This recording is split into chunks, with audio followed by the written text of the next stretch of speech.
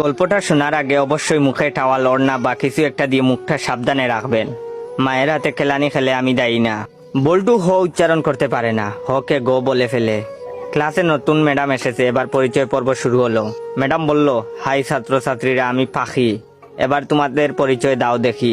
High আমি Montu, high আমি সেন্টু, এভাবে যে যার মতো পরিচয় দিল। এবার বল্টুর পালা। বল্টু বলল, গাই আমি বল্টু। ম্যাডাম বললেন, কি বললে হারামি? বল্টু বলল, গাই বললাম, আপনি আমাকে গাই বলেছেন, আমিও আপনাকে গাই বললাম।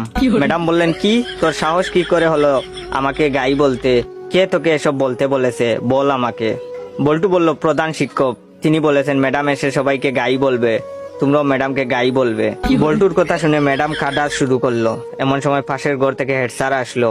হেড স্যার আবার ক বলতে পারে না, ক কে প বলে ফেলে। হেড স্যার এসে বললেন, কি ব্যাপার ম্যাডাম, এভাবে পাচ্ছেন যে?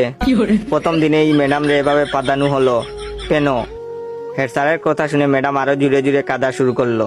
হেড স্যার বললেন, প্লিজ ম্যাডাম, আপনি এত জুড়ে জুড়ে পাদবেন না, আজ আপনার প্রথম দিন, আপনি এত জুড়ে জুড়ে পাদলে মানুষ কি ভাববে?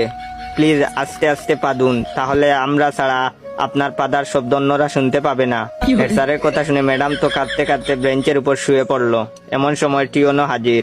টিওনো আবার শ বলতে পারে না, শকে ম বলে ফেলে। টিওনো, কি ব্যাপার ম্যাডাম, আপনি এখানে মুতলেন কেন? বেঞ্চের উপর মুতলে কি ভালো লাগবে? আপনার মুতার দরকার হলে আমাদের বলতে পারতেন, আমরা আপনাকে বিছানা তৈরি করে দিতাম, বিছানায় আপনি আরামে মুততে পারতেন। এমন সময় শিক্ষামন্ত্রী হাজির। শিক্ষামন্ত্রী আবার উপরের সবগুলো সমস্যা বিদ্যমান। শিক্ষামন্ত্রীকে যে যার মতো ঘটনা খুলে বলল। বল্টু বলল, আমি ম্যাডামকে গাই বলেছি। হেড স্যার বললেন, আমি ম্যাডাম রে আসতে পারতে বলেছি। টিওনো বলল, ওদের কথার জন্য ম্যাডাম বেঞ্চের উপরে মুততেছিল, তাই আমি ম্যাডামকে বিছানায় মুততে বলেছি।